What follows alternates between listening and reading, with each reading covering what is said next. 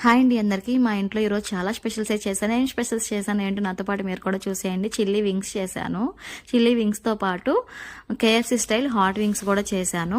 Wings ఎప్పుడు చేస్తూనే ఉంటాను కానీ కేఎఫ్సీ స్టైల్ అయితే ఫస్ట్ టైం ట్రై చేశాను. ఫస్ట్ టైం ట్రై చేశాను ఫీలింగ్ అయితే లేకుండా టేస్ట్ అయితే బాగా వచ్చింది. తర్వాత రసం పెట్టాను. తర్వాత చికెన్ కర్రీ అనమాట. చికెన్ కర్రీ ప్లస్ రసం చాలా సూపర్గా ఉంటుంది కదా టేస్ట్. అందుకని రసం కంపల్సరీగా ఉండాలని చెప్పి రసం పెట్టాను. ఇవన్నీ స్పెషల్స్ ఉన్నాయి కదా అని చెప్పి ఇంకా ప్లెయిన్ రైసే చేశాను అనమాట.